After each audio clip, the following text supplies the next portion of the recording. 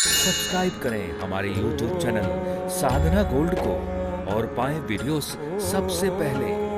Bell icon दबाना ना भूलें। धनुर्दास नाम का एक व्यक्ति था। उसकी पत्नी इतनी सुंदर थी, इतनी सुंदर थी, इतनी सुंदर थी कि सचमुच उसकी पत्नी अत्यधिक सुंदर थी। और वह आदमी अपनी पत्नी से इतना आसक्त था कि पत्नी सीधा चले तो वह उल्टा उसे देखता देखता चलता था। पत्नी धूप में निकल जाए तो छाता लगाए और उल्टा उल्टा चले पीछे की तरफ, पत्नी को देखता रहे और चलता रहे। भले गिर जाए तो उठ के फिर छाता लगाए पर देखे उसी की तरफ, देखे पत्नी की तरफ, चले आगे की तरफ। आपके पति इतना प्रेम करते हैं आपसे?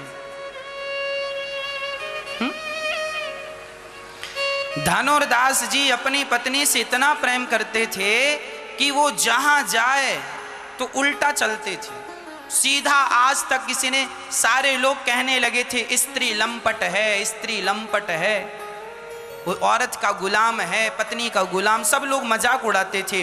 पर वो परवाह ना करता कि तुम हमारे बार प्यार है, जब प्यार किया तो डरना क्या। वो प्यार करता और उल्टा चलता, पत्नी को देखता बस,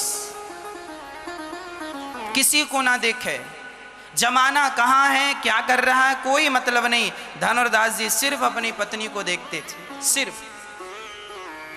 एक दिन वहां श्री रामानुजाचार्य जी वहां से गुजरे, है ना। वहां श्री रामानुजाचार्य जी जब वहां से गुजरे और रामानुजाचार्य जी की दृष्टि पड़ी, देखिए हीरे की जो कदर होता है ना, वह जौहरी जानता है। हीरा पड़ा है, इसकी कदर कौन जानेगा?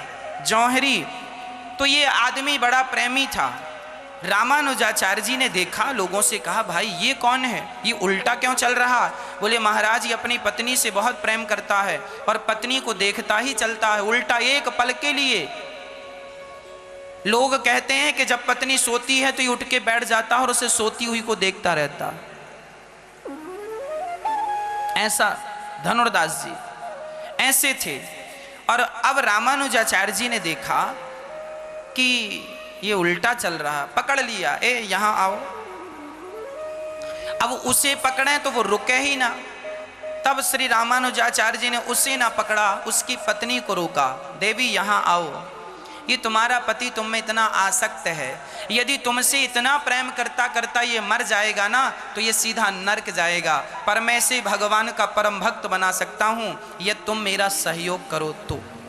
पत्नी ने कहा मेरे पति कुछ ज़्यादा ही आसक्त हैं, मुझे भी अच्छा नहीं लगता ये उल्टा उल्टा चलते हैं, जमाना हंसता है, मैं भी चाहती हूँ कि ये कुछ मेरे से कम आसक्त हों, ये बहुत ज़्यादा आसक्त हैं। तब कहा रामानुजाचार्य जी ने, कल एक काम करना कि इनको रंगनाथ भगवान के पास लाना। ये घटना है दक्षिण भारत की, रंगनाथ भगवान के मंदिर के आसपास की घटना है। तो रंगनाथ भगवान के पास वो लेके आई अपने पति धनुर्दास जी को, और रंगनाथ जी भगवान का पर्दा बंद था, और जिस तरफ पर्दा था, जिस तरफ रंगनाथ जी थे, उस तरफ उसकी पत्नी को खड़ा कर दिया गया। पत्नी ने भगवान की तरफ पीठ कर ली, और स्वाभाविक था कि ये पत्नी को सामने से देख रहा था तो ये भगवान की तरफ मुंह था, पर भगवान का पर्दा बंद था और ये पत्नी को देख रहा था। तभी रामानुजाचार्य जी ने इशारा किया कि जैसे ही पर्दा खुले तुम थोड़ी देर के लिए बैठ जाना, और जब बैठ जाओगी तो इसकी नज़र भगवान पर, इससे लाख बार कहें कि भगवान को देख, तो ये भगवान को देखता ही नहीं था, ये पत्नी को ही देखता था।